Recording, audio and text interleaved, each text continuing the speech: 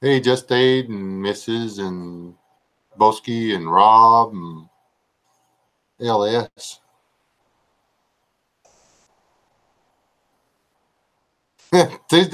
Just Aid was here before I ever opened the thing. He like went on ninja on y'all. He wasn't playing. We got gold medal Just Aid. I'm gonna go ahead and let her have the silver. And then bronze goes to Boski. And Rob's the sheriff.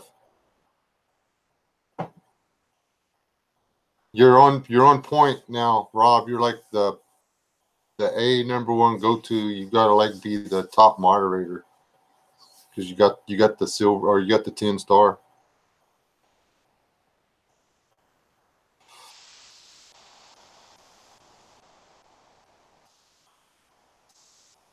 Hello, Aaron and Big Charles. I'm trying to figure out how to make the like words bigger on this chat, honestly, or the doohickey. I don't think it'll let me zoom there. No.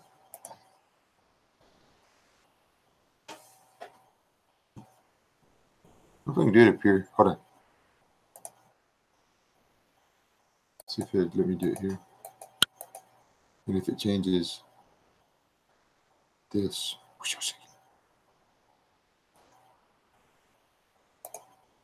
Oh, heck yeah. Them big old giant words. No.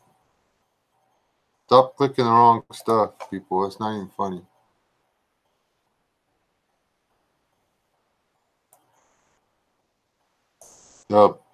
Like the writing in the side chat now looks like it was done with a crayon. I can handle this.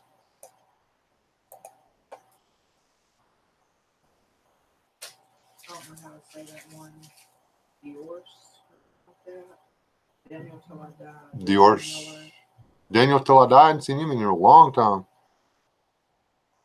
Sorry, I can't stop by every weekend. That's cool, Daniel. Did your world change up on you? Schedule and stuff like that? And I understand life, man. Hey, JC Miller.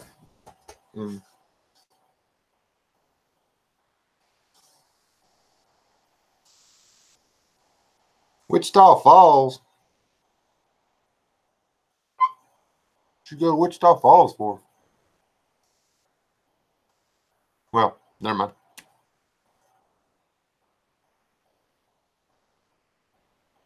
That was a silly question.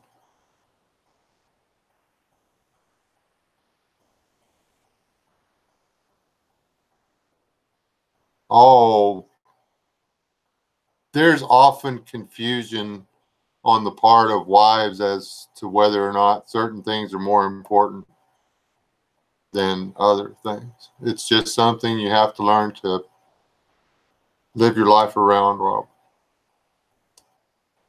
You should understand that by now. Oh, that explains a lot. Hey, Frank.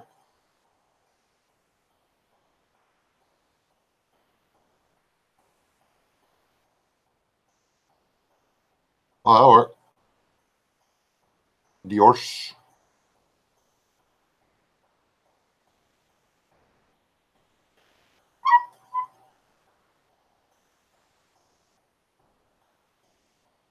Well, think his little picture thing is a horse. I'm not sure. Can't figure it out. Maybe it's a deer horse. Diorce.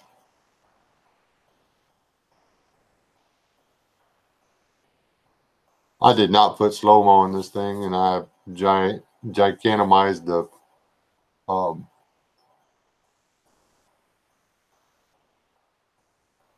whatchamacallit.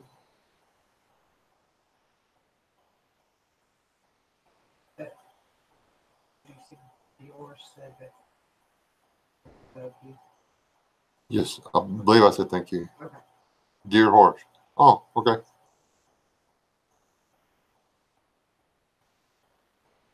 So Dior's.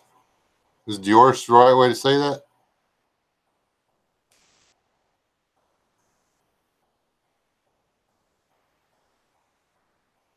Hey, Mr. Morlock. Anybody seen Brian Perkins around? He had a lot of stuff going on. D-Day snuck in here on me. Got all kinds of people jumping in here.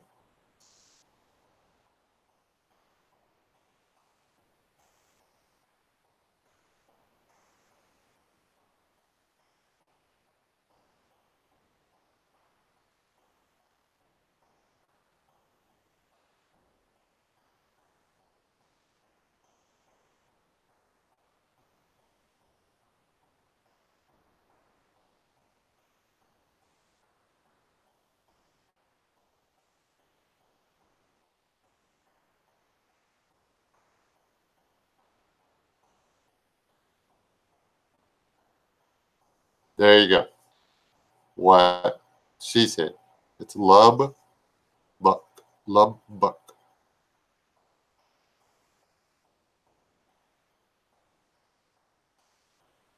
It's Lubbock's actually several small towns that wound up growing together. Don't tell everybody that. Because they want everybody to think Lubbock's always been Lubbock, but Lubbock wasn't always Lubbock.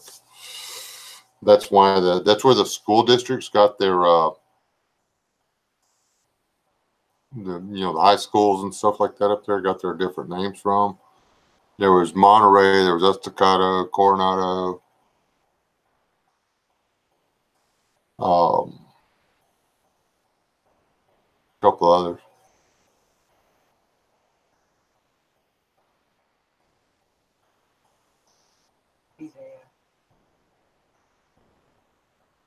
I've been doing some measuring and some research on the boat.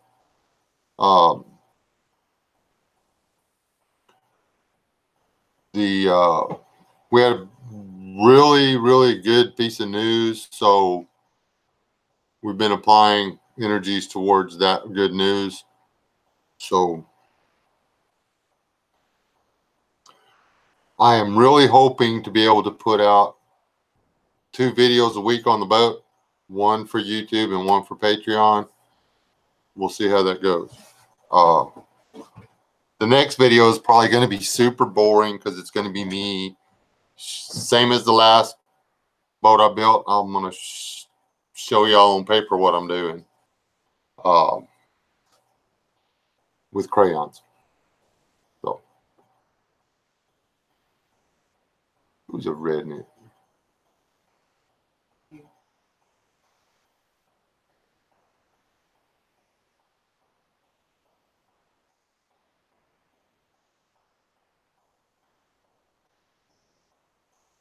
Love it. I don't say love it anything like love it. What? My English is impeccable. You can barely tell that I am anywhere close to the southern United States.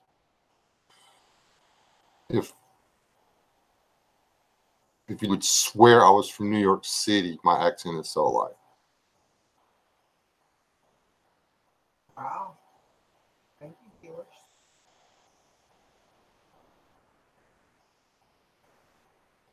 Thank you, Dior's. Appreciate it. Oh, gotta do the thing. Where's the fire? You get burned alive now. I did it one time just as a lark, and that's like I think here it looks really cool. I don't know what it looks like up there. Thank you. You just may very well have bought. Yep, you bought all the rivets necessary for the build. Good job.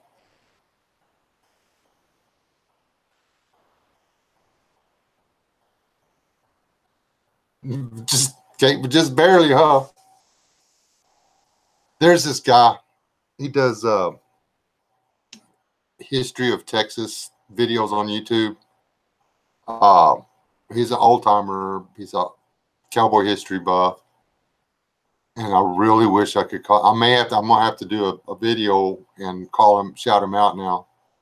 But when the guy says the old time sayings or whatever, when he uses the, like we've been making fun of the bless his heart and all that stuff, when he uses the old plowboy sayings and stuff that I grew up listening to, I mean, he shaves years off of my life.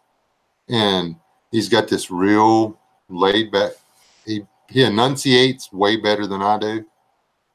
He's got this real laid back way of talking, and he uses these cool little sayings, and he tells the story. He tells the true story about Lonesome Dove and a bunch of other things. I will find his channel and I'll link it in the description of this. And then I'll do a shout out, because the old man tells some good stories. And if you're all, and you want somebody to just calm you down and tell you a story that just kind of relaxes you and informs you and stuff, he's got the voice for it. It's just a cool old guy. I think you could probably find him if you searched the true story of Lonesome Dove. And it's got an old black and white picture of some crazy-eyed dude on there.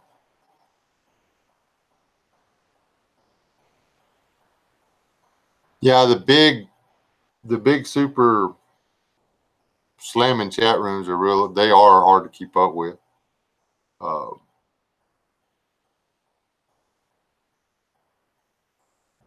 Whenever it gets real big in here, I usually got to go over there and knock the slow-mo on. Now, there's times that I forget to say hi to people that jump in here. That's Doris, meet my wife, Mrs. S. Wes S. If you didn't figure that out yet. Yeah, her telling you hi is the same as me telling you. She actually has her own channel and she puts some pretty cool stuff on there. I got to edit it or whatever, but we did the little haversacks for the kids together. Gave the one already, and it was a hit. He wanted to wear it in the restaurant. Yeah. Can't blame me. That was a cool haversack. I want one now. I already got 4, but I don't know. I got this. I treated myself to this today because I wanted it. It's not every day you walk in somewhere and you find a camouflaged kazoo. It's just not. And my mom was not there to tell me, no, you're not getting another kazoo. I have a kazoo. And I'm going to put it in my bug out bag so I can like do musical interlude stuff. And I'm going to try to remember how to play it. I don't even know which end to blow in.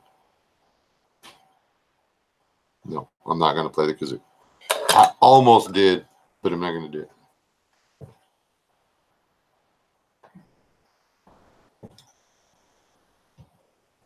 No, Chipper, I did not say Mrs. West speaks for me, because I do see some of the things she says about me and concerning me, and the answer is no, she does not speak for me. She tells people hi for me.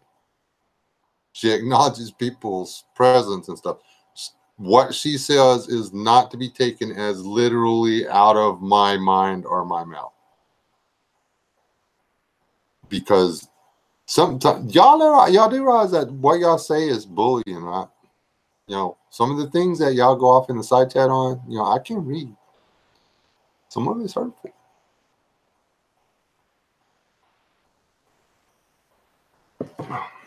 Is that a Secret Service item above West's head? Secret Service this?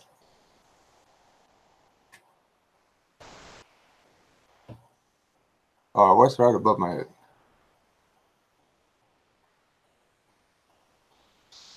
This is for raccoons and such.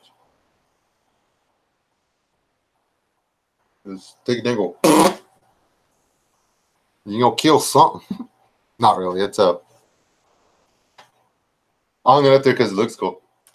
It's got it's airsoft gun. You gotta cock it every time you shoot it. It's not. It doesn't go. It goes.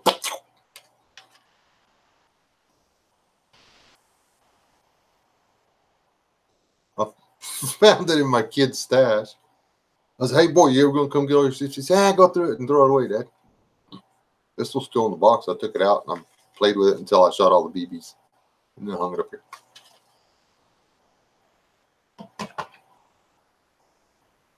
I wouldn't have a Mac 10. I got better things to spend my money on than that. Wes is really a robot controlled by the West. Yeah. Well, it's possible, I guess.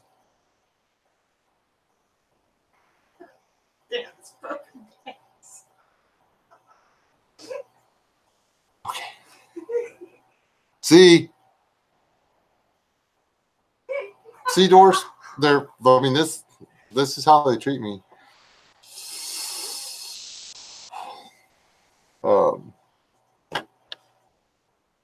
And I never know what I'm going to say that's going to set them off. I have notes if y'all want to like a serious topic or whatever. We can just continue to ridicule the host. It really doesn't matter. The purpose for the after show, which I don't know why he thinks that doesn't have. I mean, I owe this live stream to Staff Sergeant BA at Step 1 Survival. I owe most of my channel success and a great deal of my mental preparedness to Staff Sergeant BA at Step 1 Survival. So until he tells me I can't call it the after show anymore, this is the after show. This was started as a joke. It was like, somebody do an after show. Because some of us were chatting it up. You know, it was like an hour before he was supposed to go live, so I went live just to see what would happen. And like 9 or 10 people showed up. A bunch of y'all were there that showed up. Chipper showed up. LS showed up before she had changed her name. And who else? Nothing wrong with Larryetta. Nothing wrong with Larryetta, no. Hey, Deborah, I didn't see you come in. And Jabroni. Jabroni, I didn't see you either. Damon. Savage. Texas Prepper. Anyhow, a bunch of the people, I said hi to Aaron, but I'll say it again anyway. Hey, Aaron. A bunch of the people that were in that pre-show, I think Daniel God as my judge was in there. And then, Daniel Tadai, you and Daniel, both Daniels were in there. And then somebody was, during the chat, somebody said, well, how about an after show? And they saw it, and we got talking, and anyway, boom. Here we are. What is this, a year later? Something like that.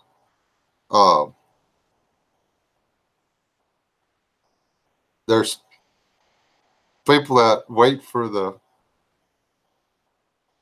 show over there to be over and go live, but it's not the same thing. Big Charles.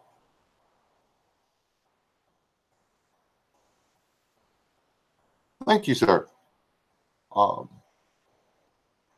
And I think it's in the part of the footage that I published on my boat thing. Y'all really are. Y'all are like the best subscribers ever.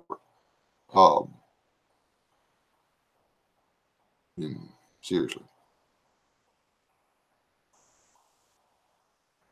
I've got some non-subscribers that really like acting like elementary kids and giving me thumbs down, but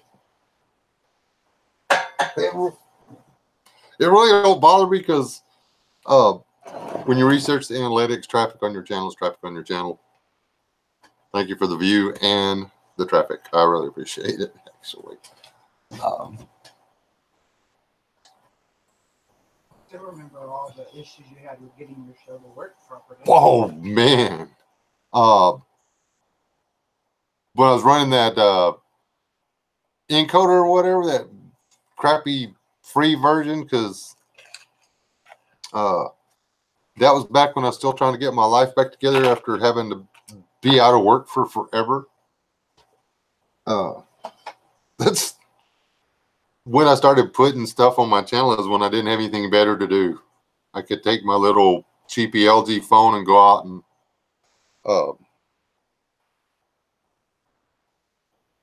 try to video something or whatever. Damon Hicks said I found you from your cameo and collab with Bob. Yeah, that was fun. And he's asked me a couple more times if I'm going to go to Canada. I need to do that, but I blew it for this year because I hate mosquitoes, and I'm not really all that keen about walking on ice. So now I thought about going ahead and trying to go up there while we could do some ice fishing or whatever, but then it occurred to me that it's ice fishing, and the warmest you can make your tent is 32 degrees. And I live in South Central Texas, where we don't do ice but about 2 weeks out of the year. But it'd be fun, except for that whole, you only have one fishing pole. I mean, it's like the whole country's made out of lakes. Why you only allow one fishing pole? Hey, Buzzard.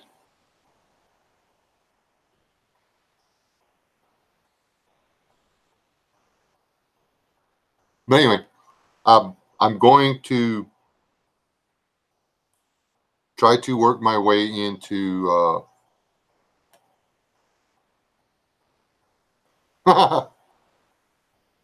into Canada for next year. Is well, I want to go to Canada.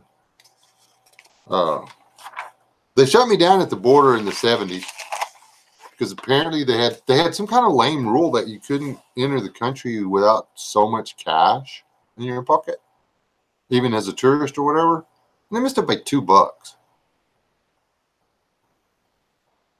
And I was going to borrow the money from the guy that I was going in with, but they said, they just said I'd have to come back the next day or whatever.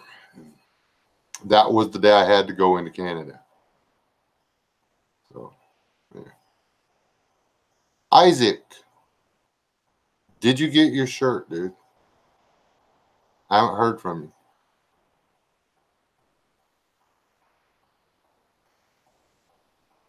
Are you the one that ordered? I really think you're the guy that ordered the shirt.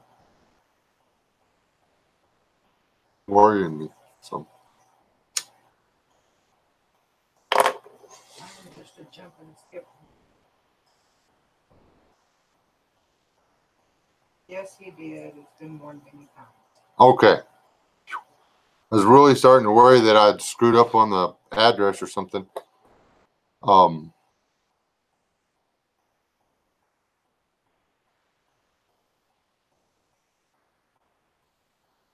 That's fine. I'm sorry about that.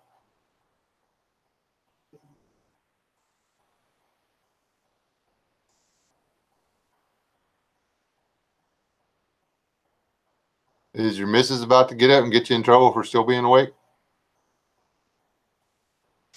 Just ate. I'm sorry I lit up in front of the camera. I don't feel like turning it off.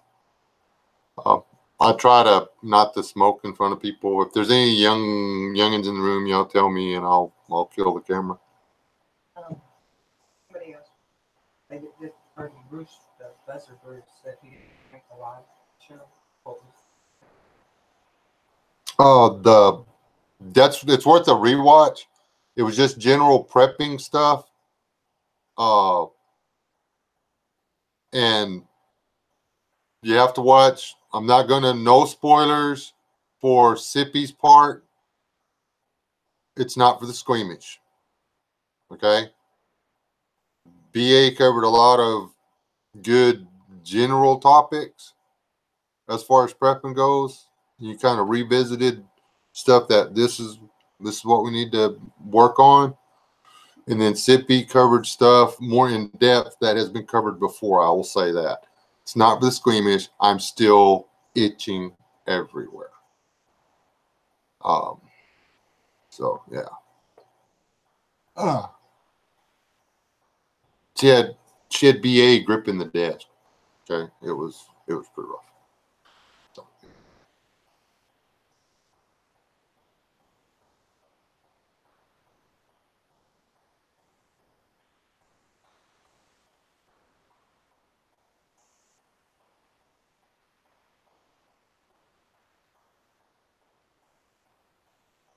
I think if we could get him over here, I don't think he'd ever have any reason to go back.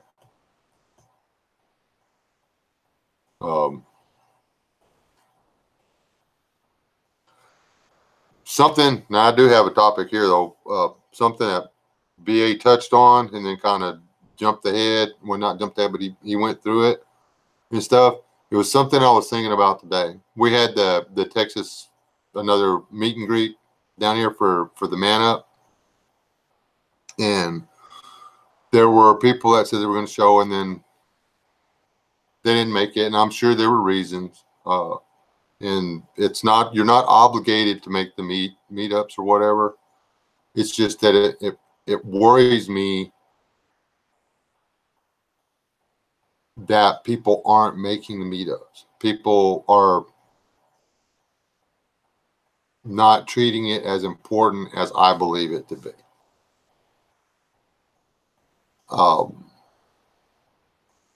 There's been people say that the reason I was going to the out of state meet and greets and stuff was to boost my channel, and that's a load of crap. It had that side effect, but I had the time and the means to go to Georgia and meet several of the people that had become part of my family via YouTube. I went. I had the opportunity at the same time to go to Tennessee and meet other people that had become an important part of my family via YouTube. And I went. Don't regret it a bit. If the camera had never been present, still wouldn't have regretted it a bit. It was a blast. The camera being there, we were allowed to share the fun we had while we were there with the rest of y'all. And it made me more friends. So win, win, win, win, win, win, win. Just there was wins all over the place for it. I don't believe in a localized network. I don't believe a mag is enough. Lone wolves are all going to die or wind up killing other people and eventually die. I don't think there's going to be a single lone wolf standing after a major SHTF. I don't think it's possible.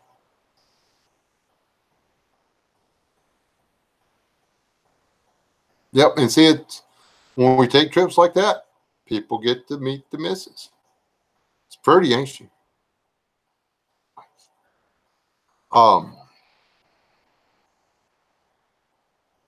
Anyway, there's a lot of people out there with, this is my notes. There's a lot of people out there with a mindset that they're going to watch out for number one. And that number one can include their wife and their children, their favorite brother, their favorite sister, their mom and their dad. Okay. That's who they're worried about in SHTF. And those are important people. Do not get me wrong. I'm not saying call your family for your friends. No. But is your wife and your children and your favorite brother and your favorite sister and your mom and your dad, are they really the only people you want to have around you to fight off the zombie horde? Is there literally nobody? You've never met anybody that you like? That doesn't sound very feasible. I mean, I've met a lot of people that I don't like. I've met a lot of people that I do. I've met a lot of people that I legitimately have a major emotional connection to now. I mean, they're like family, just boom, that fast. And that's because I went and met them. Grouchy dude, I wish he was in here. Grouchy dude is like an amazing individual. Rob Painless. Rob Painless is my freaking brother. I mean, I love that man. He's welcome on my house. I go to his house all the time. We love each other's children. I mean, we met on YouTube. Rob Painless is my brother because of step one survival. Plain and simple. And because of YouTube and yada, yada, yada. It's going to a meet and greet sponsored locally and meeting other people who think like you and feel like you and stuff that don't have any baggage from your childhood to judge you by. I'm not who I was 10 years ago. I'm not who I was 20 years ago. I'm not who I was 30 years ago. I'm who I am today. Okay? You meet me today, you get what I am. Not what I was. What I am was affected by what I was. What I'm going to be will be affected by those around me. Me from the past was affected by those around me. As those people changed. All right, Savage, you're on the list, dude, to come and see, by the way. But you're gonna have to put that dog up because, like, I might smell like a mailman. And he looks at me whenever you get up and walk away. He eyeballs me, man. That dog wants me, and I don't mean like as a friend. I mean, he wants to eat my face. Alpha Course. Have you heard of the Alpha Course? No. Isaac site. I have been meeting some new folks. If y'all heard of the course, it's pretty good stuff. Heard of it? No. Hey, Tibor.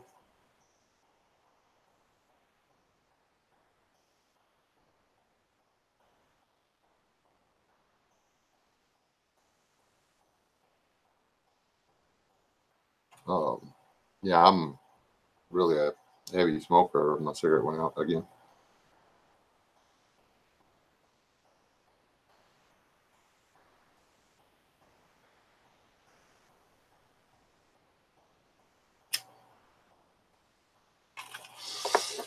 And so that's the deal too.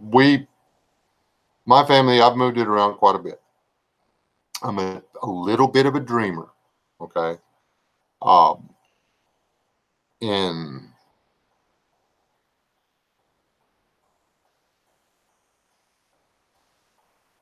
there you go. But there are people where you're at now, Doris, that are going to be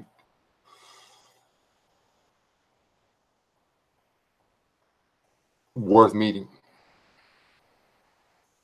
and worth getting to know. Some of the people that I want group of people either I was in the Navy or my old LDS church. I've met people. The problem is that they're all in other states. Yeah. Like Westwind wasn't in here tonight. What's up? But guy Westwind, if you keep coming in the chat, you'll meet him. Westwind Survival. He's Navy. He's in like Washington State right now, but you know he's on my list of people to meet because even if he can't be in my immediate mag or crew or whatever, he is definitely going in the network because yeah, he's the kind of guy you want to know if you're in that state. If you've got to leave your state and go to another state, you need to know other people in those states. I could not hide here. There's no way if, let's say, it became a police state for whatever, a hardcore martial law police state, and they were looking for outspoken people to send them to the FEMA camps, okay? We couldn't stay here. Now, we might be able to go somewhere else where not everybody and their dog knows us and stay hidden. But it's not going to happen here. So it's super important for people to have places they can go to.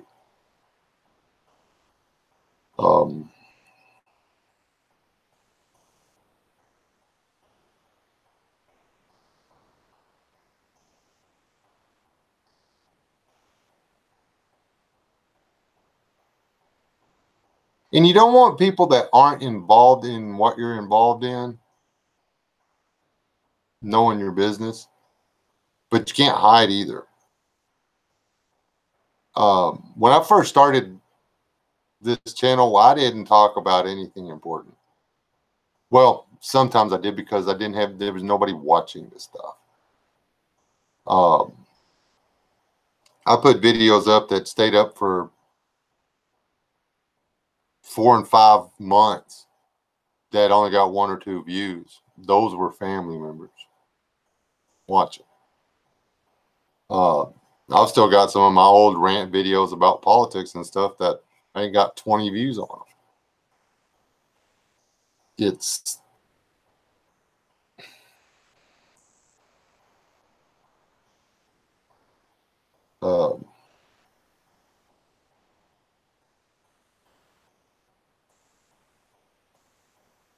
just the way it is. But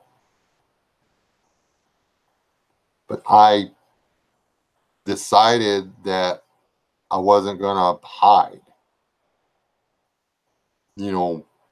If by putting my face out there and my stuff out there, I help somebody else make it, even if it hurts me in the long run, I've done my duty as a believer in Christ by helping other people. I'm not the guy that's in it for number one. I want as many people to make it in Teotihuacan as possible. I want as many people to survive the tribulation as possible. I want as many of the right people, there you go, as many of the right people to survive the tribulation as is humanly possible. The thing about it is, if all you're doing is, if you're not willing to help people before and during SHTF, why in the world would they be willing to help you after? When the initial event was gone by and things are starting to level out, and all you need to be able to make it is have a little bit of help. What is NORAD? Who's going to help you? NORAD, North Atlantic something. If my home is located in country close to NORAD, a friend and I have discussed meeting it.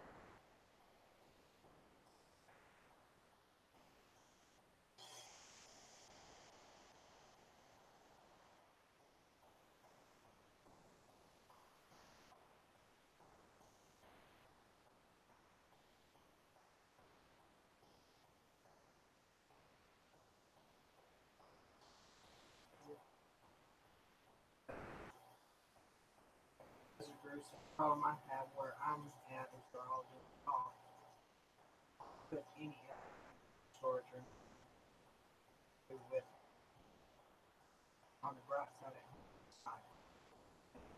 she broke it. Well, that's cool. And see, that's us. We put a lot of energy into making our food self-replicating. if you would. And dude, that's going to be a whole series come through the next year or whatever, is us redoing our entire chicken flock. Our flock was chemically castrated or neutered or spayed or whatever they did to it. We had a incidental pesticide drift. A breeze come up after the crop duster had dumped his payload. So for 15 or 20 minutes, we had pesticide fog raining down on our property, and our chickens haven't laid an egg since. We had several of them die of respiratory difficulties. They're still dying of respiratory difficulties. So, yeah, that sucks.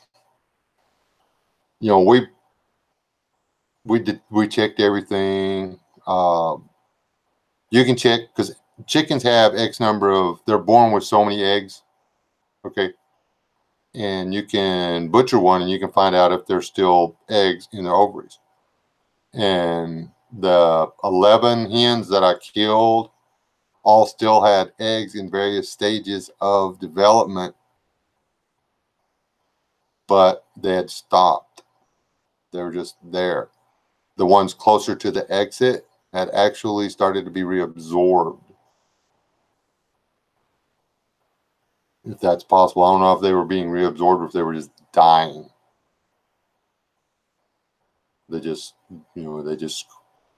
quit making eggs.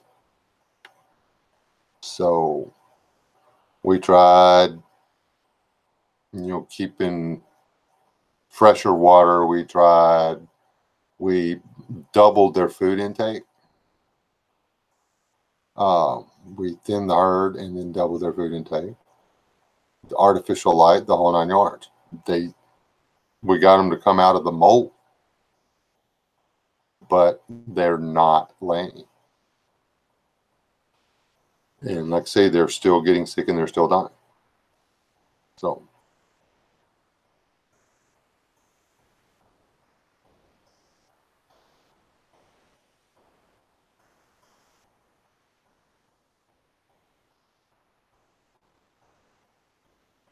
are you upwind or downwind? The prevailing wind matters. We're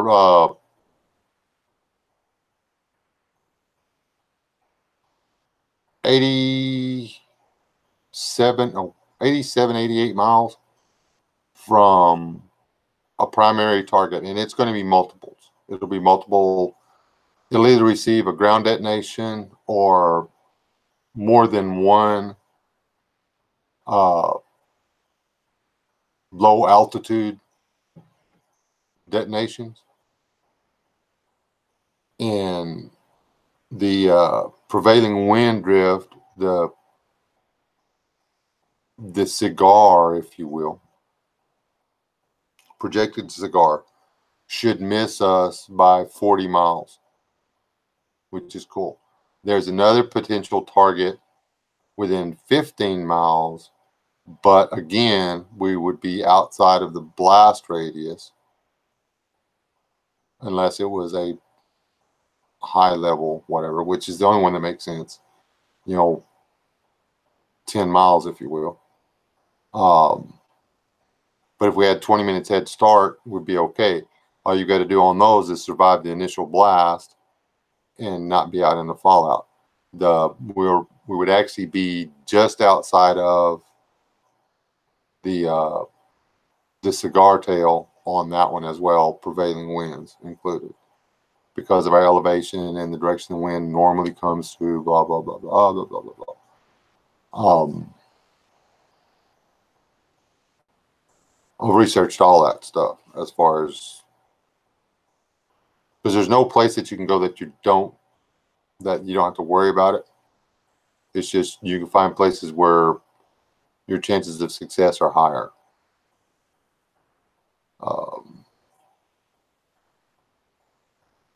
We actually have to dodge. We have to get lucky and miss 3 cigar tails. And depending on the time of the year is whether or not we miss them all. But even if the tail on the 2 of them that I'm really worried about get to us, all we have to do is stay underground or in a fallout shelter for 4 weeks. So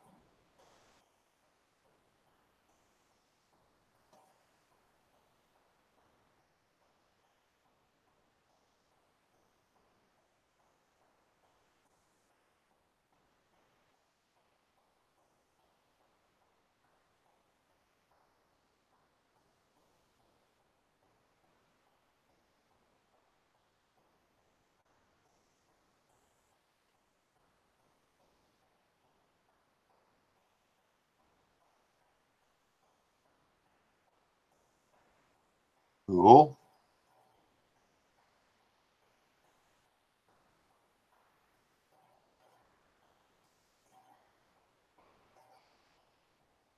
But anyhow,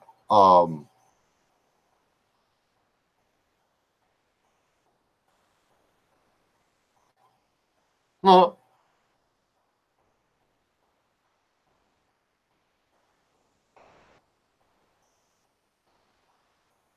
all we're talking about illegal alcohol.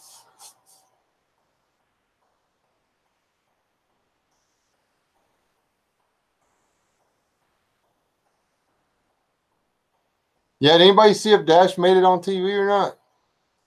Did anybody watch that?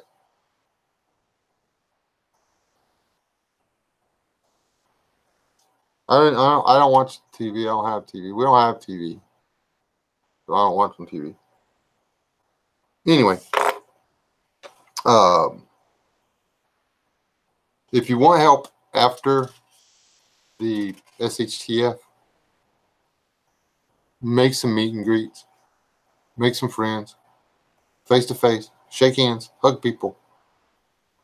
There's even some of them out there that let you kiss them on the cheek. Make real meaningful hand-on-hand friendships. Help each other. That way, the bond will be there after, and it'll matter.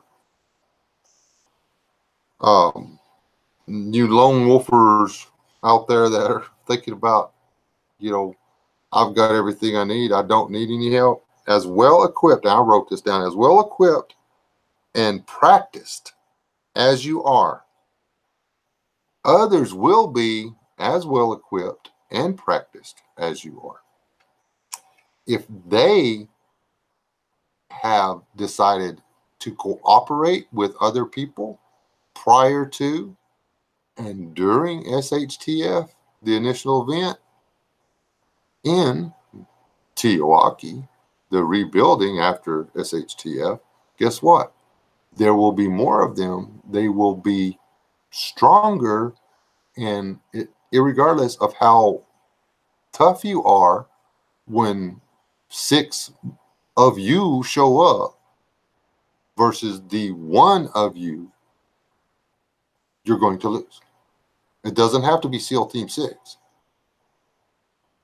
Rob Painless is BA with a handgun and a rifle. Six Rob Painlesses show up at Rob Painless's house to take Rob Painless's stuff. Rob Painless is SOL. Unless Rob Painless has made friends with Super Ninja Wes S and Mrs. Clint Eastwood, then he's got help. Because 6 Rob Painlesses may not be able to dig Rob Painless, Mrs. S, and Mr. S, and Brian Morlock out of the fort. He has a fort. He's building a fort. It's super cool. He needs to finish it. He needs to put it on YouTube.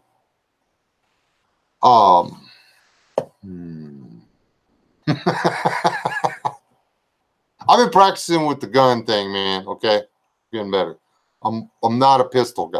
All right, I never have been. Never claimed to be a pistol guy. Oh, Rob, have you heard what Mrs. West did? You are not going to believe this crap. You know, this here last night? Were you in here last night, Rob? No, he was at that thing. He was like wearing purple and drinking floofy drinks and stuff. Again. She won, or a couple of months ago, her niece said, hey, you want to buy a raffle ticket? And she's like, yeah, sure. What for? Or she didn't ask what for. She said it was something for the girl's school. So she bought two raffle tickets. They were $10 a piece. Okay, they call her. Her niece calls her and says, you won. She goes, really? What did I win? And she had to go look up to see what it was she won. It was they were a police academy was, or a police college organization, police thingy or whatever, was doing raffle to build up money for a what's that thing called? Scholarship. And she bought 2 raffle tickets to win a Glock pistol. And their certificate says she can choose from whatever. I mean, it's the Like 10 choices. G19X all the way down to the whatever. She could get basically any one of the Glocks that was out there. And she won. She has picked out the Glock 19X. And she will be the owner of a fine piece of foreign engineered handgun within a few weeks. Her gun's going to be like way cooler than mine. Yeah, she's been like tearing it up.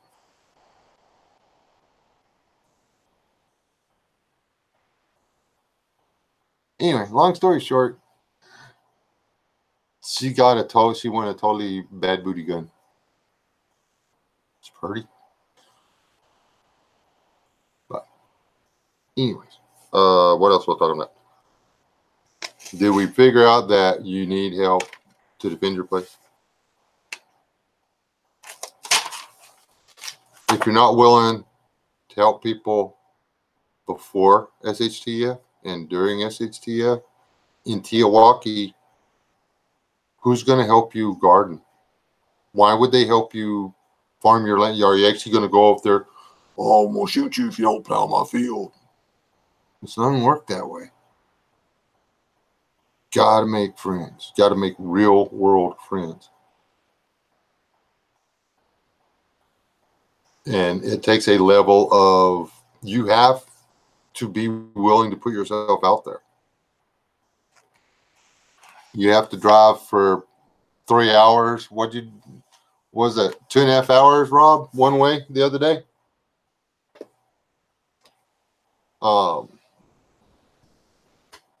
We drove 14.5 hours once, and then 9 or 10 hours another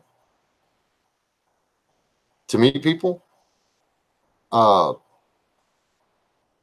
met Trying Surviving, Biddy B. Brown, TJ from Bear Independent, Homie Biscuits, NWA Prepper,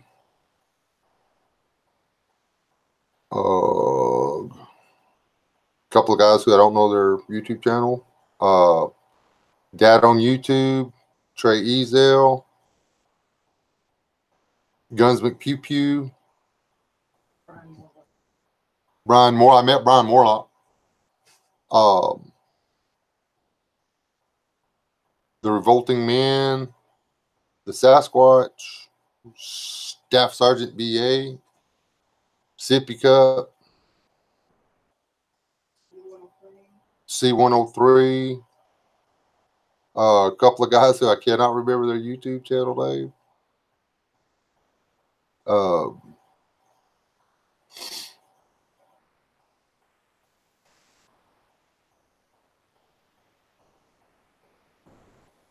I've met a lot of really good people.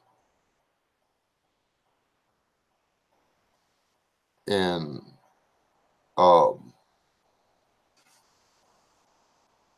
C103 is an awesome individual. He's surprisingly laid back. And don't let him lie to you. He's reasonably intelligent, too.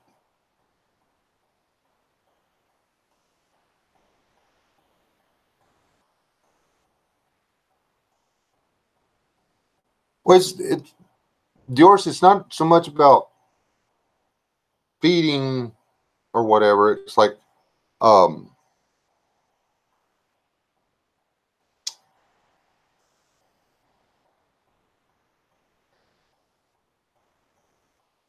food prepping gets expensive. There's ways to do it where you can make it affordable, but there's no debate that food prepping gets expensive. If you don't know first aid, you need to have a friend that knows first aid. Yeah, but if you know first aid, like Brian, he's an EMT, correct? Brian, are you all the way out? But anyway, yes, Mutual Assistant Network. That's MAN, and it's Man Up is Mutual Assistance Network, unifying preppers. We need a co-op. We need to get together. If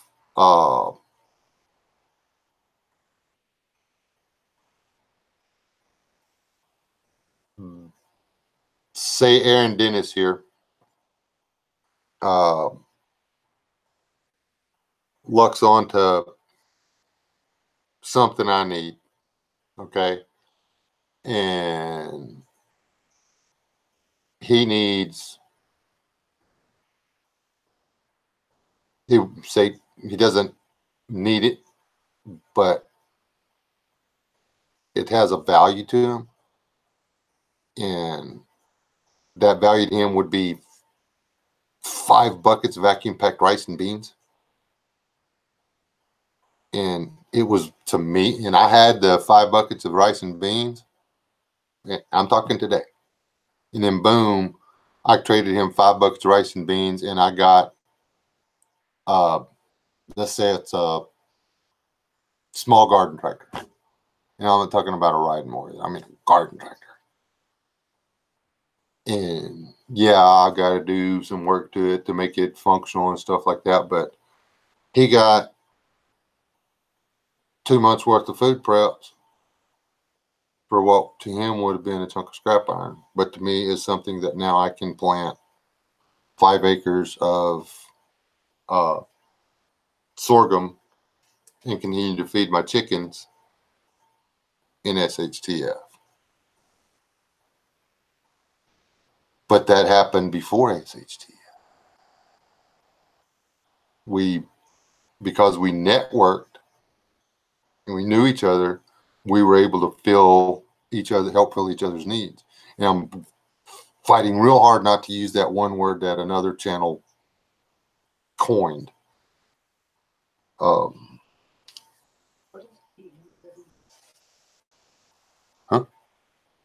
Pacific Northwest. Oh. The Brony's the one that lives up by Oregon, right? I think so.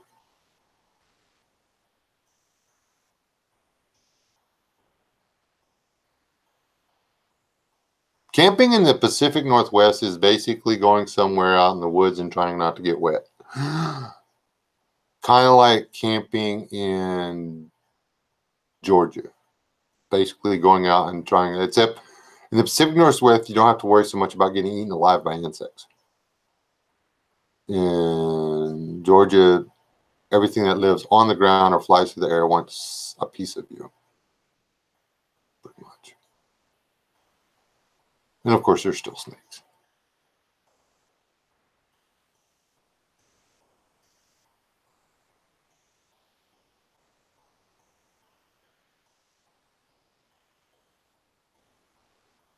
Okay, Rob, tell her, hey, give her a hug.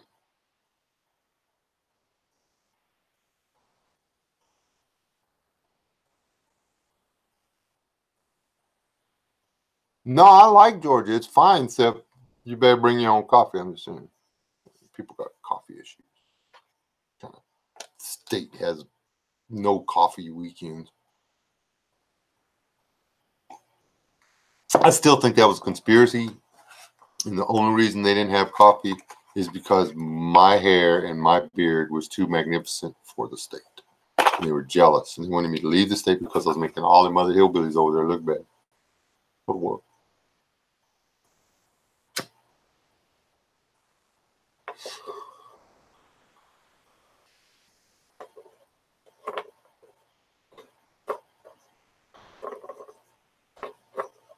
All right, T-Boy, next time we get the drought, I'm going to pay for you to come down here and go camping.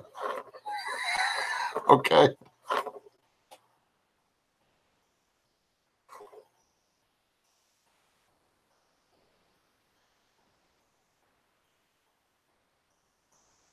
That's the deal. This the version that the 19X or whatever is the top of that. It's got all the upgrades already.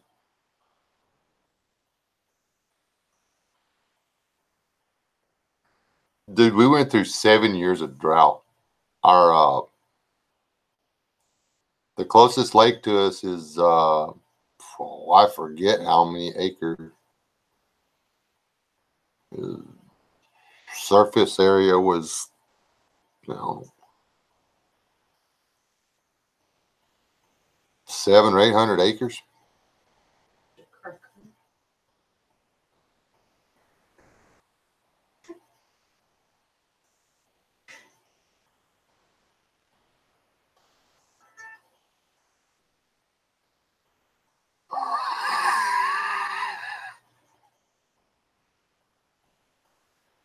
Anyway, it got down to 5%. There was no water left. You know, when you got a lake that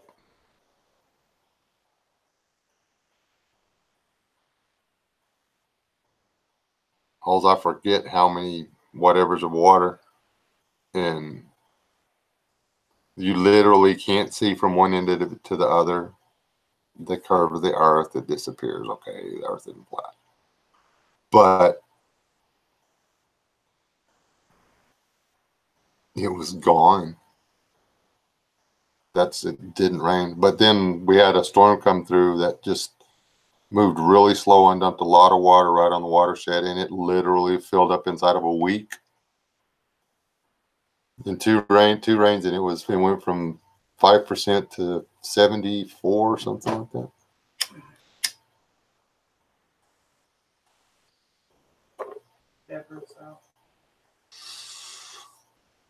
All right, Deborah. Have a good night.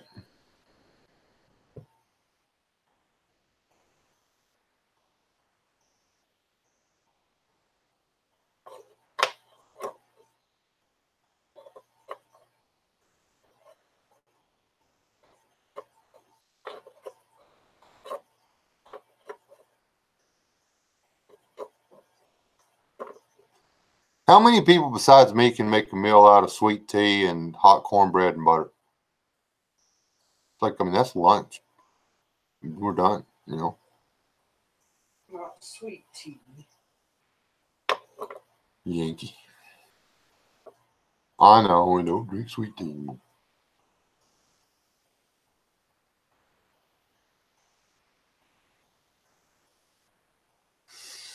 Why are they calling it campfire? Was that the name of the town it started in or something or whatever? Because, I mean, after it turns into a forest fire, it's not campfire. I'm just saying. It's not a campfire anymore. There's been a lot of fires started with campfires. If they would let the natural burns occur, they wouldn't have so many problems. I'm just saying. When you have vegetation that is designed by God to burn off every few years so it regrows more lush and green and pretty, and all the dead is gone, and all you have is ashes to fertilize the ground so the new growth can come back all pretty and stuff, you should let that happen. You shouldn't build cities in it. Build up. Make skyscrapers in California. Don't let the people build houses. Everybody wants to live in California. I should have to stack on top of each other like cordwood. Same here. No more suburbs. Everybody should have to live in high rise. If you want to move to the city, you should be willing to live in a box. Yeah.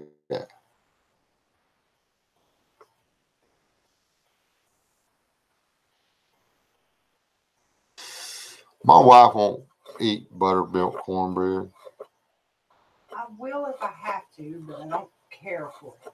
Well, she won't make buttermilk cornbread. No, I'm not going to purposely make it. I hadn't had buttermilk cornbread in a while. But that's okay. Her sweet cornbread's good. Come to find out she's been shorting me on the sugar, but I'm not going to judge her. Her cornbread's delicious. Sugar is bad for you. Yes, ma'am, it is. You know, she don't like sweet potatoes either. I married a Southern girl that don't like black-eyed peas, sweet potatoes, or buttermilk cornbread, or chicken and dumplings,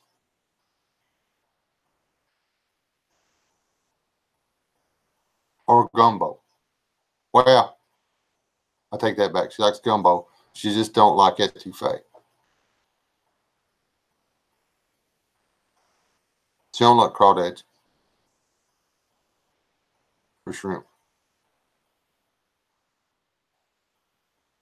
I think she's probably a Yankee.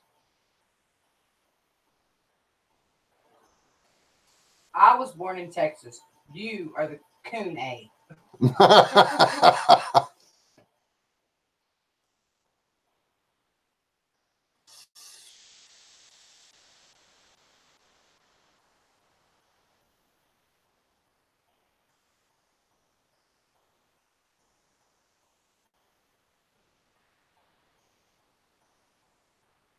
Oh.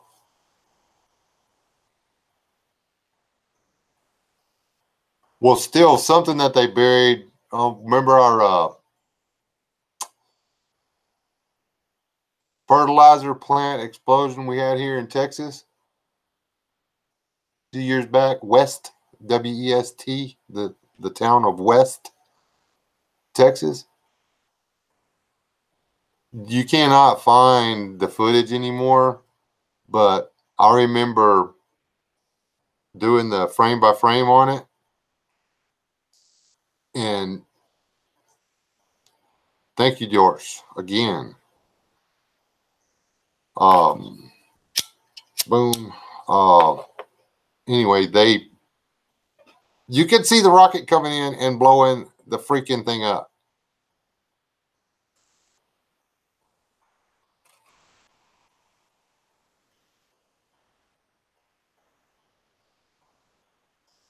Jeez.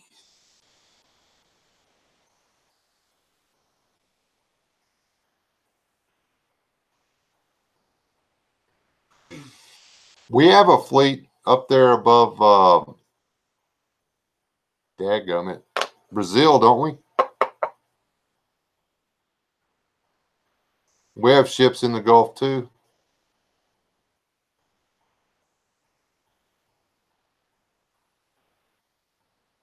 There is a Yankee in the wood piles over, ain't they?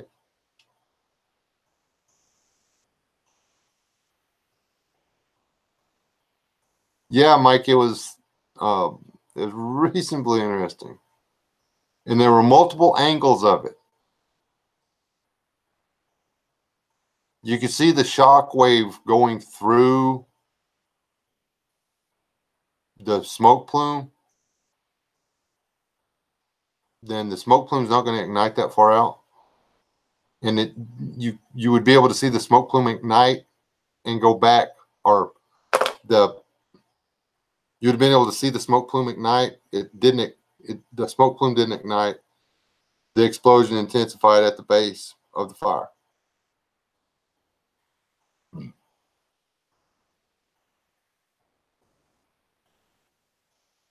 They blew that fertilizer plant for some reason.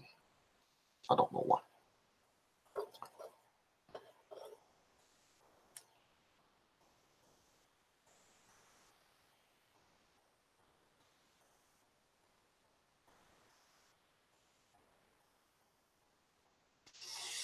And I guess China and Russia are there to aid Venezuela if we aid the others.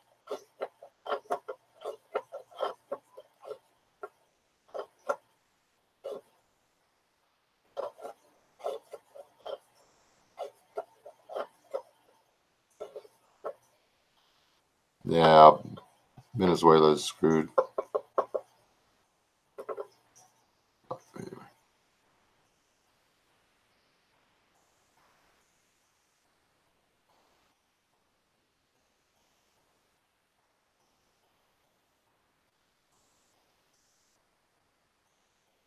And I didn't know about the China and Russia ships. I knew we had.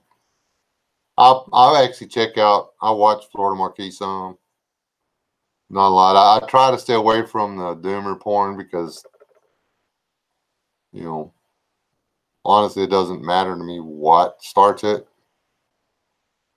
I try to dedicate more of my time to getting ready as opposed to trying to figure out why I'm getting ready.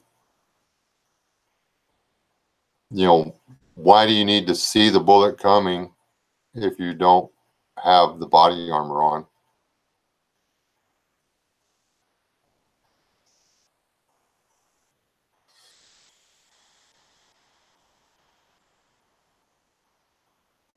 PG&E started the fire.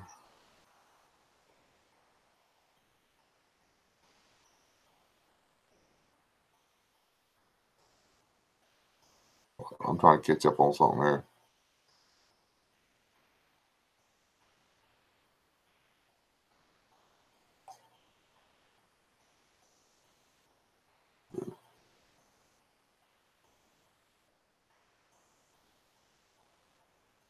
Well, then why are they calling it campfire?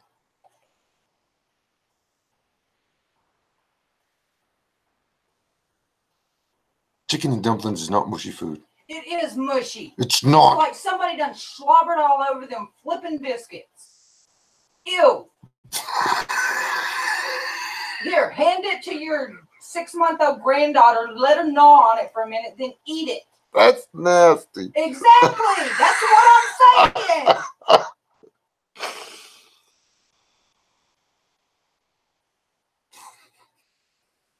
I don't know if y'all figured it out yet. My wife don't like dumplings at all.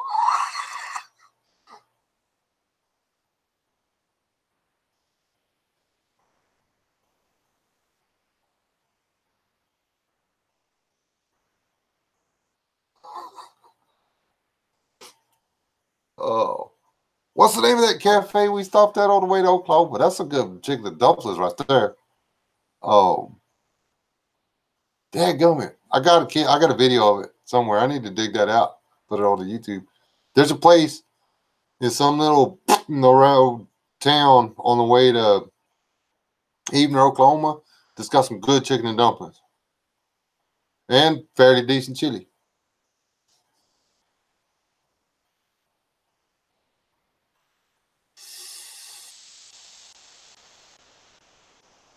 You see Frank? Frank.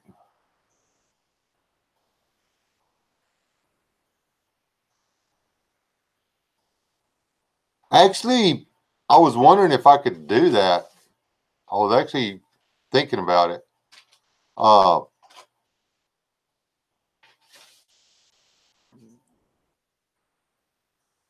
know if everybody jokes around about it, but the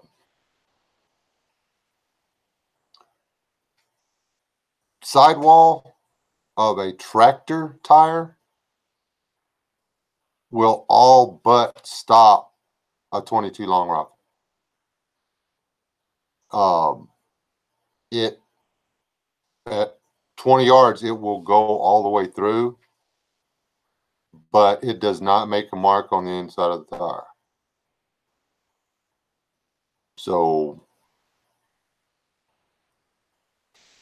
that would be heavy.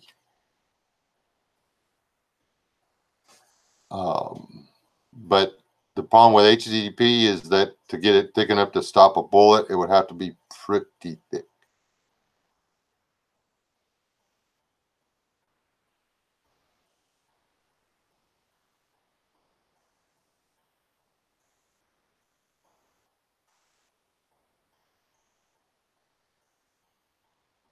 Oh, Donna. I've seen what you're talking about being chicken and dumplings. No. To make chicken and dumplings, first you slowly boil chicken on the bone, skin and everything, with entirely too much salt and pepper for human consumption. And then you remove the boiled chicken from the broth. You debone it. Whether or not you put the skin back in is up to you. If you're not a true Southerner and you want to leave the skin out of the chicken and dumplings, we understand. True hillbilly ain't for everybody. But then after you get the chicken off the bone and put into bite-sized pieces, you put it back into the broth. You bring it up to a roaring boil. You add just a little bit more black pepper. You take the biscuit dough that you have prepared and you tear it off into chunks about the size of a golf ball. You squish those flat, just roll them in your hand a little bit and make it like you take the golf ball and you squish it out flat and you drop it in there. And you just do this. And you watch these dumplings roll around and float. And they'll cook into these little long football-shaped biscuits that have a delicious gravy on the outside of them. Or baby slobber. And some of the biscuit will cook off and thicken the chicken broth and bind the flavors of the salt and the pepper and the chicken fat together and form this amazing dish that you eat. If you are lucky, you think to yourself, it would be really nice to have some biscuits to go with my chicken and dumplings so you can really carb it up. That's how you make chicken and dumplings. I can make chicken and dumplings. I'm not allowed to make chicken and dumplings. We don't eat chicken and dumplings. I don't know if y'all know this, but I really like to cook.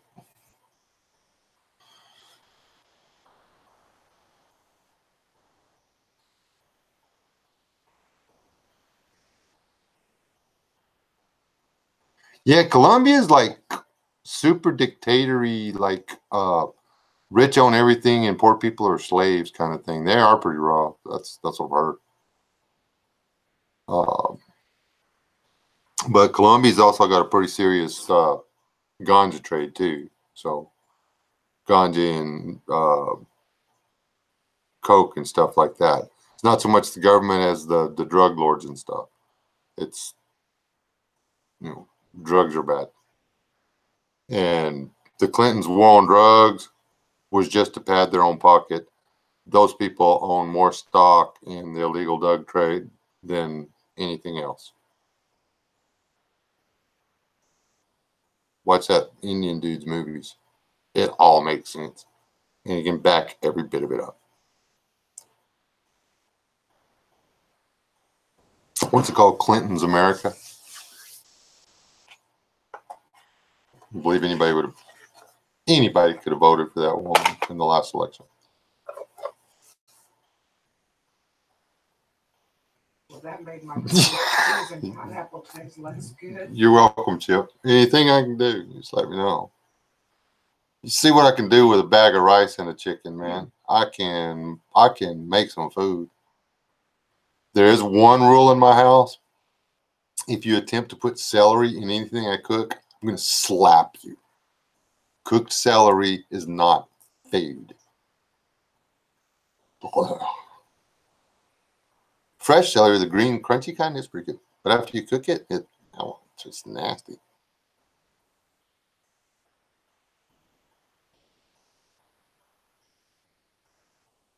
And steaming vegetables is sterilizing vegetables.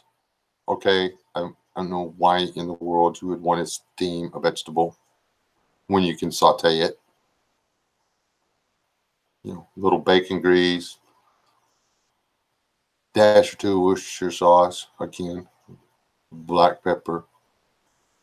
Throw it in there when it gets good and hot. Throw some butter in with the bacon grease. Stir it up when the stuff starts to wilt. Throw your mushrooms in there. And then you've got this nice, what's the name of the sauce that comes up from that? Because the moisture cooks out of the vegetables into the grease and stuff, and you've got this nice sauce and stuff. And then you can make a nice deal of white rice, fluffy white rice, and put this in the middle of it. It's delicious.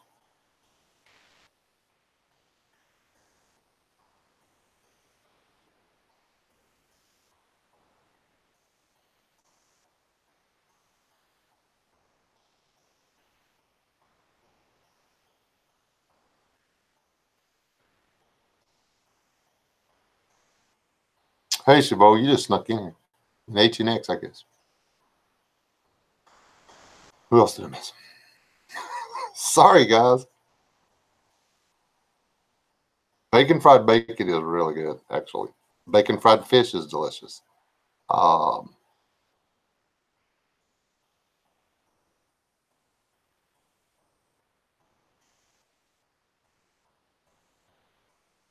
Celery actually has some kind of flipping vitamin in it that's good. I think it's got like vitamin C.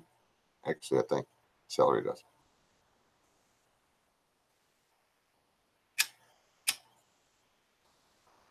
Not 100% on that, but I think it loses all of its food value when you cook it. Oh, that's right. It's got fiber. That's what it is. It's good for you. Oh, yeah. Biscuits and sausage gravy is super good. Just for the record, if you use bacon grease to start frying the sausage, the gravy comes out smoother. I'm just saying.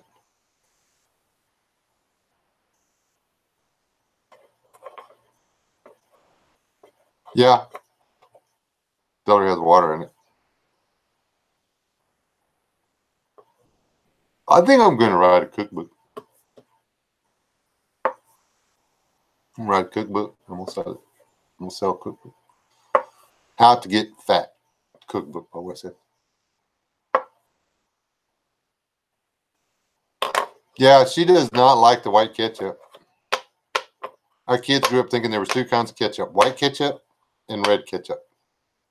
They would come in, where's the white ketchup at? They just recently, after they became adults, started calling it ranch dressing.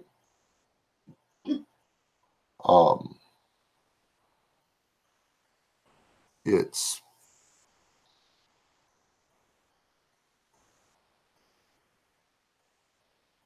I'll put ranch on a lot of stuff.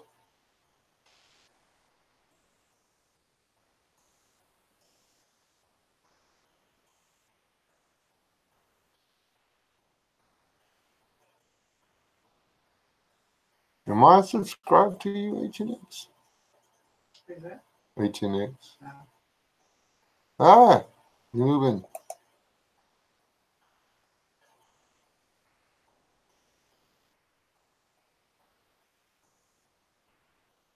I'll have to come back and do that later. Check it.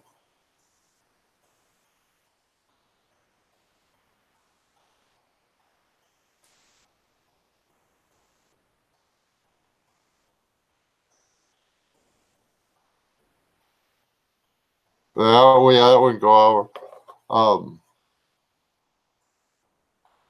Mrs. West has gotten really good at biscuits and potato salad, and she makes a mean deviled egg.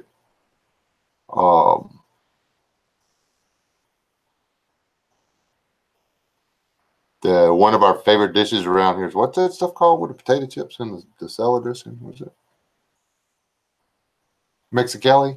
Mexicali. What we call it, Mexicali. It's like a salad that is good for you.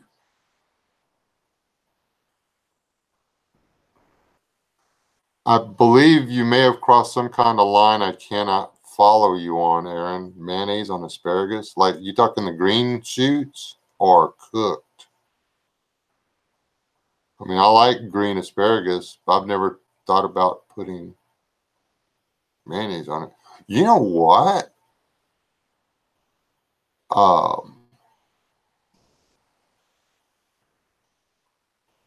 If you toasted the bread and grilled the asparagus and put the asparagus, the bacon, and then grilled a couple of slices of tomato and put on there with mayonnaise, that would be really good. Every one of those flavors would complement themselves, each other. Why did it change it to that? I put Shabo and it put Shank. I don't know.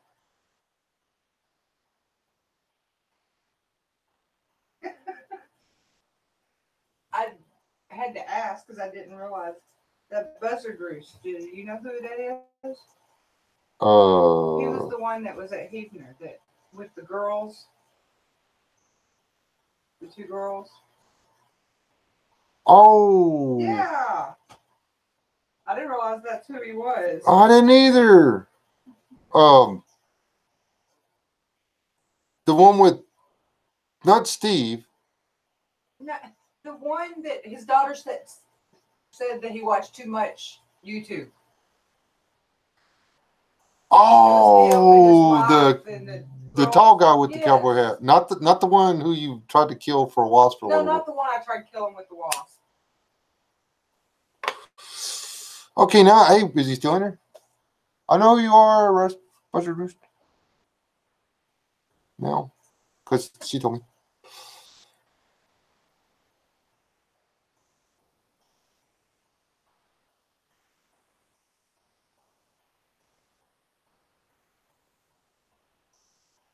That actually sounds pretty good, Donna.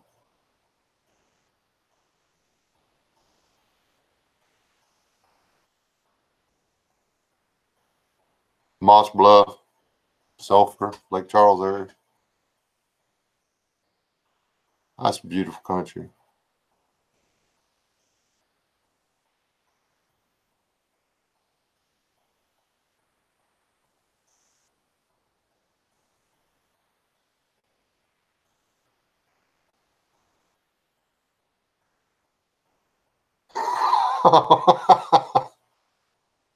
No.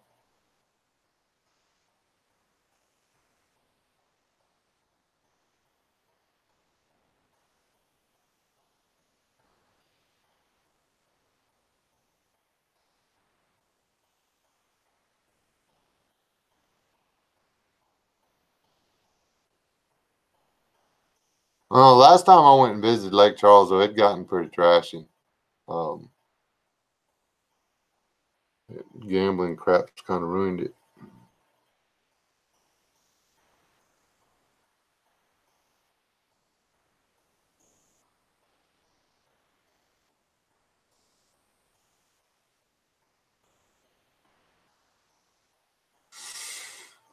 Thank you, Walter.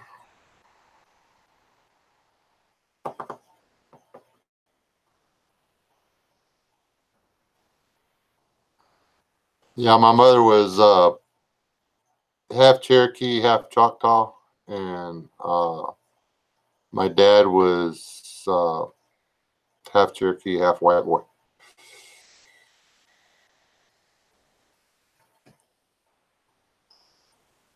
I don't know if you can tell, the white boy was seriously white. I'm the only one of my brothers that looks like this. No, the rest of them, well, one of them could grow a beard. My oldest brother, he gets whiskers here and here and right here. That's it. That's all he gets. He don't get this. All right, brother. Hope everything comes out all right. If it's green, just flush it and don't tell the doctor. He's going to want to do all kinds of mean things to you.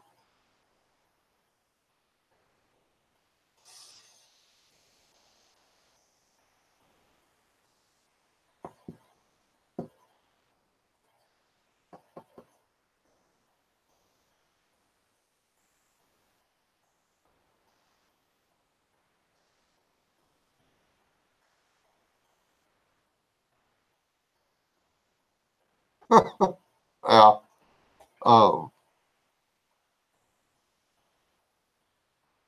Leland, y'all met him. He grows this big, dark, reddish brown beard. I mean, he can outbeard me. I'm not going to argue that boy can grow a beard. But his little brother, he got the white trash beard going on, just little scraggy looking thing and stuff. Nobody mouths off about it because he's 6'3", weighs 200 and something pounds, and he's like super quick. But you know, he's enough to let you know that you don't need to make fun of him anymore. He's not gonna like put you in the hospital or nothing, unless you fight back real hard. Then it might hurt.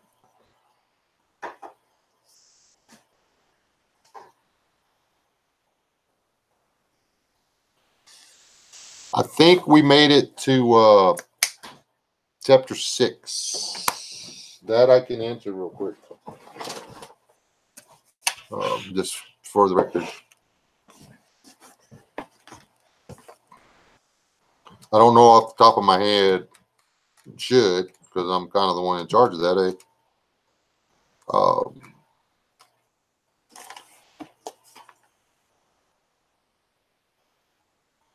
no, we are going to be. Actually, we only made it halfway through 6.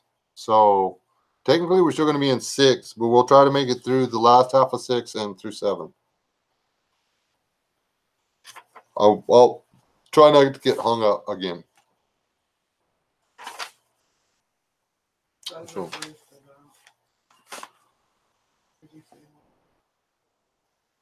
All right, Buzzard Roost. I've got to. I'll rewatch this and I'll go on a sub. Yeah, I looked for you when I got home and I forgot. My wife just reminded me who you were. I met Buzzard Roost too. Was it his youngest daughter that was so?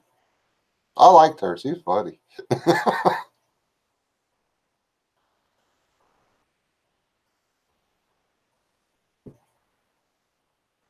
No, I am not giving the. I'm not giving them my DNA blueprint.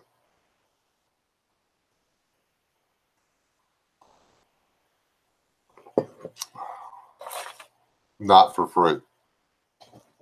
Well, you have to pay for it. No, that's what I'm saying. I'm not paying. Yeah, I'm not going to pay them to have a DNA or my DNA on public record.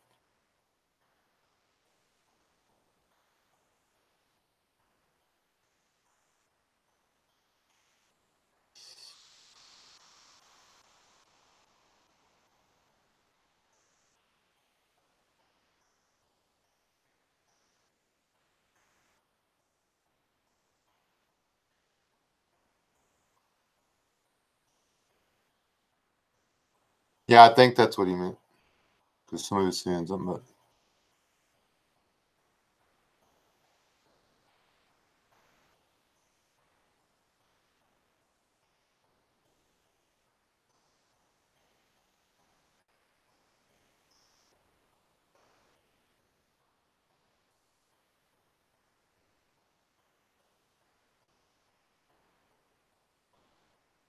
I like Mormons.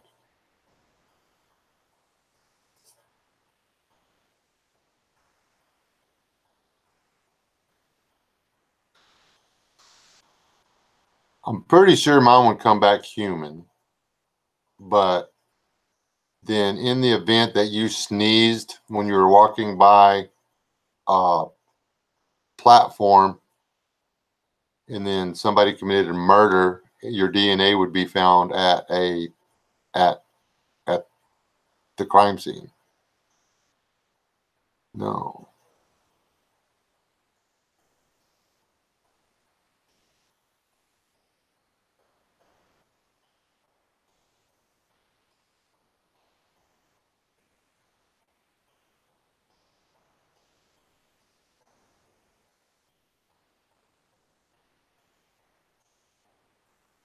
Yeah, the Mormons are good at business. You can't dust them off for that.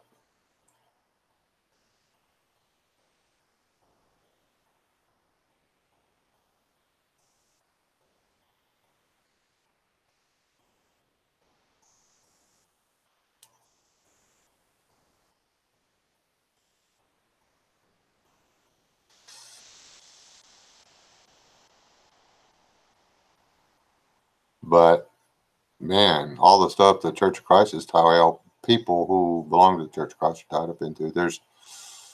You can tie any denomination with all kinds of stuff. So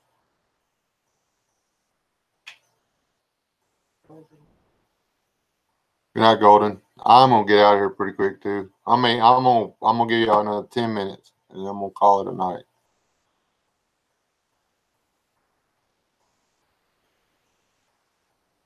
Yeah. Fairly certain we can't do a DNA on the missus because I think it would come back partially alien.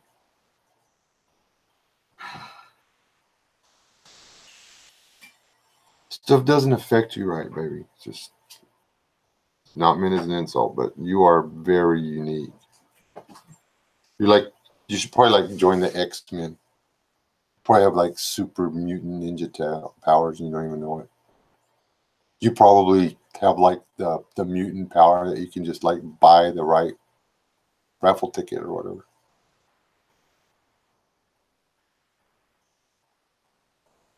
All right, Damon, have a good night.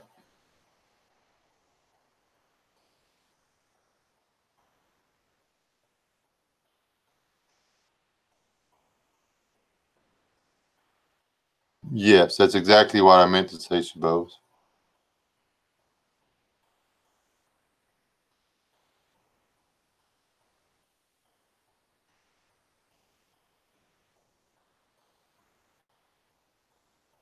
See, they can't do a DNA screen off of your donated blood unless you tell them they can.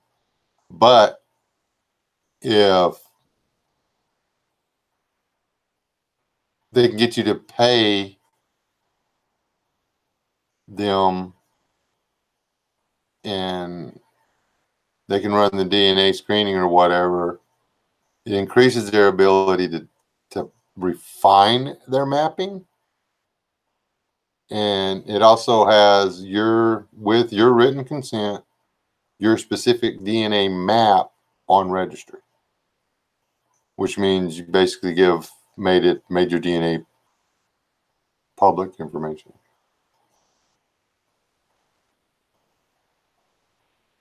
It's not so much about what they could grow, but say they were trying to come up with a chip specific. Um, say they put your DNA map on the chip that they inserted into your hand. You're not, Frank.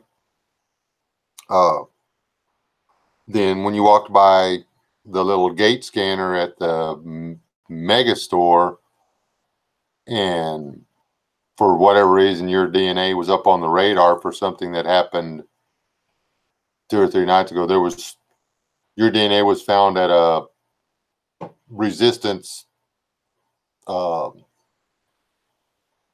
rally 2 nights prior, and they wanted to talk to you, and DNA was on the chip and you walk through the scanner and boom, they pop up. They know you're in the store. They can come get you. They can talk to you.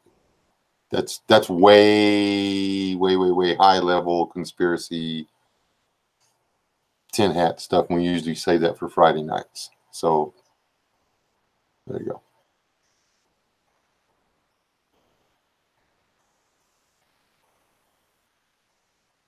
There's that. That's another good tinfoil hat there, LS. That's viruses can be engineered to specific types of DNA really fast. Say it, they do it all the time.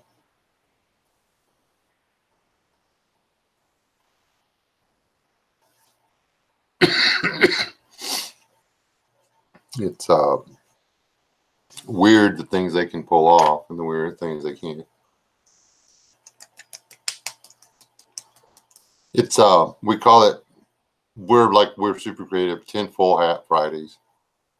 Freaky Fridays. Freaky Fridays. It's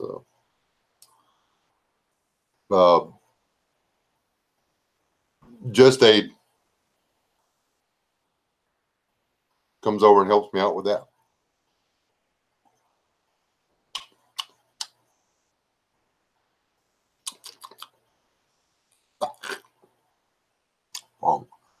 Bong water.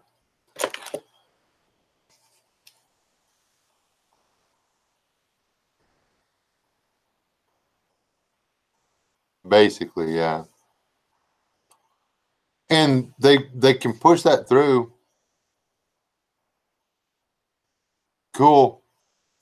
Send me a message, brother. Let me know what you got. Because all my stuff's like a little too intense. I think I overthink the stuff, honestly. All right, Aaron. Have a good night, brother.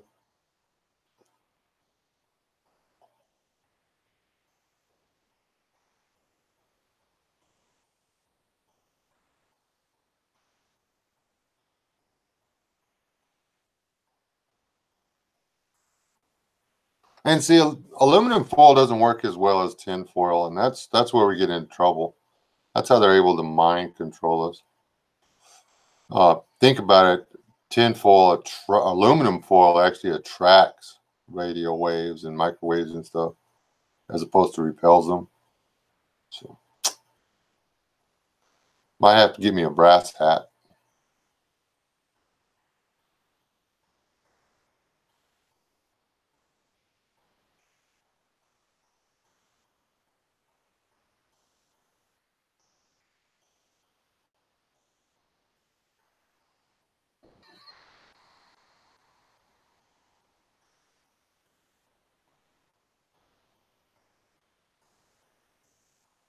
Is that yeah? Especially if they got Rocky Road on D-Day.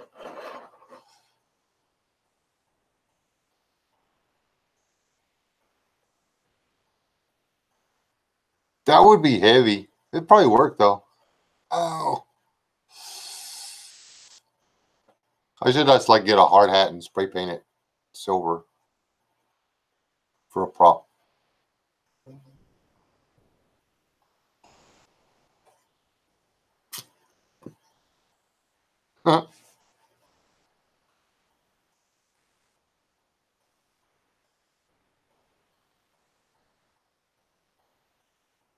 There you go. That's it. I guess I could do that, huh?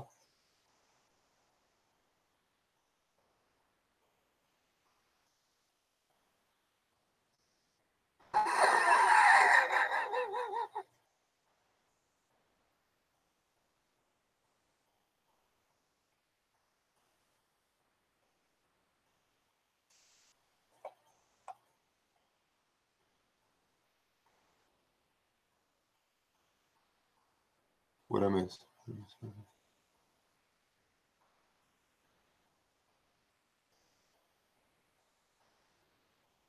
Mine doesn't. This flipping stuff's expensive. I know it. I take it at night and it helps me sleep. And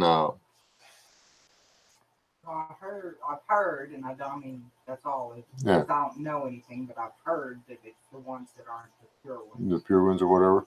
I know that it doesn't really help with my knees, but it's helped a lot with my lower back. So win-win. There you go.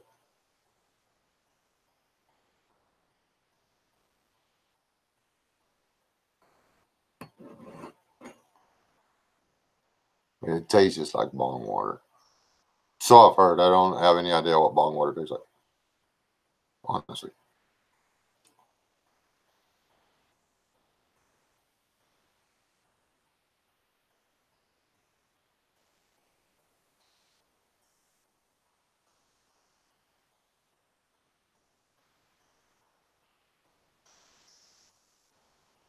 They just want to make it to where you have to have the prescription for the CBD. That way they can tax it. And because before medicine gets to you at the pharmacy or whatever, it's got 57,000 taxes on it that's already been paid and stuff.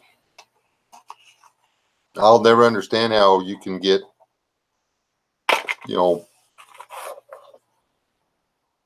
antibiotics made for fish or $50 a bottle or whatever, 39, whatever. But yeah, you can go to Walmart and get the same bottle of pills for humans, and you either get them free or for $5. How does that work?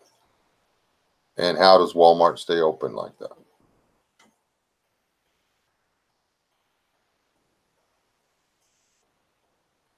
I fully believe that Walmart is 100% funded by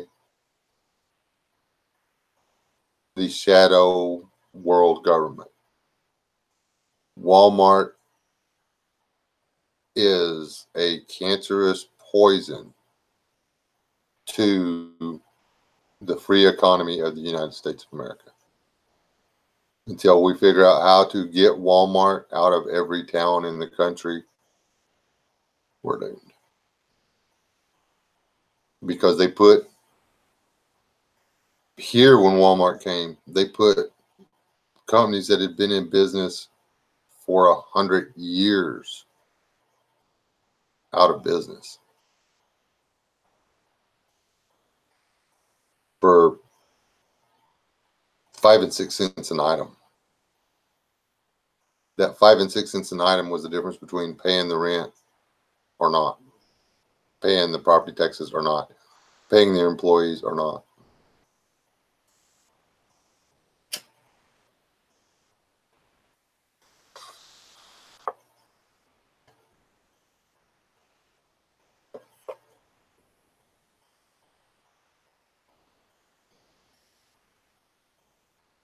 Will do, Larietta.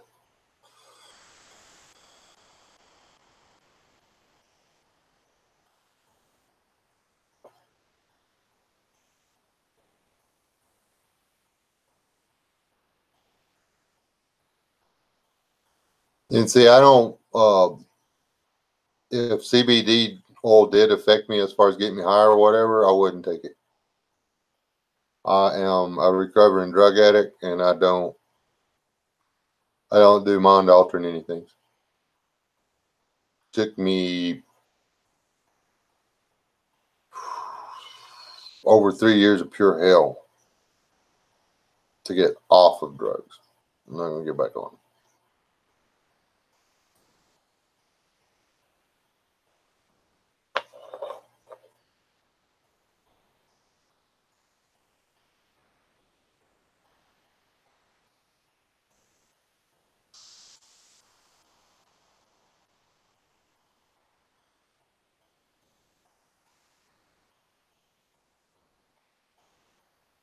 But that's just me. Other people, I mean, I know people that smoke regularly and it hasn't destroyed their lives. But I know other people that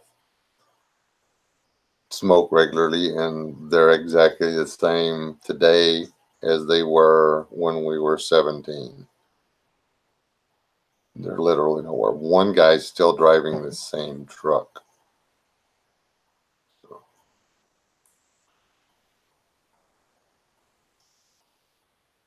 Just over an hour. Thank you. Thank you, Suppose. It's some days, and it's getting better. There's been days that hadn't crossed my mind at all. So,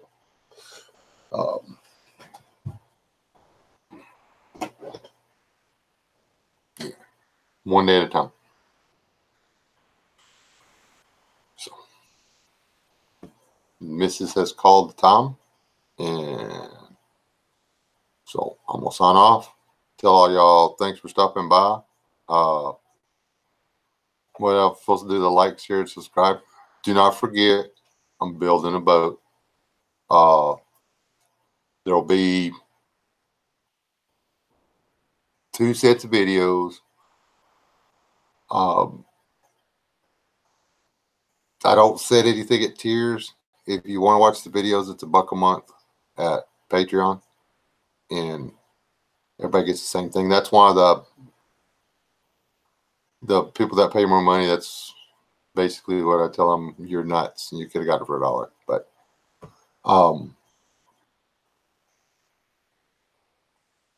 I do that because people are going over there and pay everybody. I used to just put it over there to everybody, but people are paying money, so I figure if there's people going to pay money, they're going to get to watch it. Nobody else is.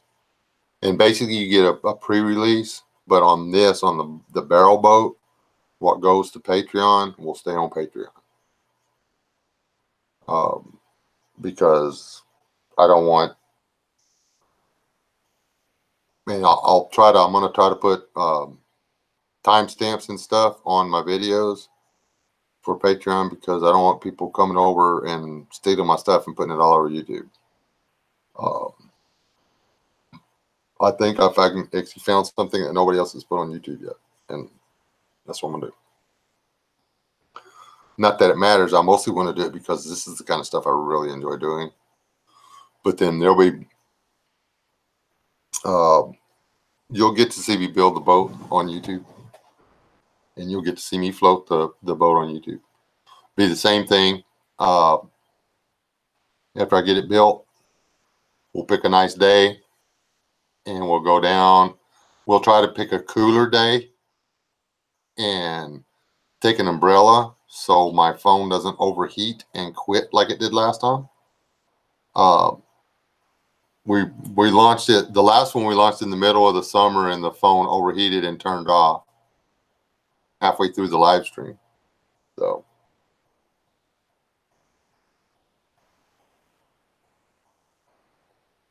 and then we were rounding everything up, and I turned the camera off, and we missed everybody falling in the water. It was sad. But God bless y'all. Y'all stay alive. Don't die. I really appreciate all y'all. I love it when y'all come and hang out with me. It's a blast. So, spread the love around. Get out and meet folks. Won't hurt you. Shouldn't hurt you anyway. Okay. Tuesday night, 7-ish, 7:30-ish. Bible study. Hebrews. Friday night, tinfoil hat conspiracy theories. We'll either do the one guy for it, everybody else trying to tear him down, or we'll just all try to take a conspiracy theory and make it sound like complete garbage. So, you never know. But love y'all people. Y'all still out. Don't die.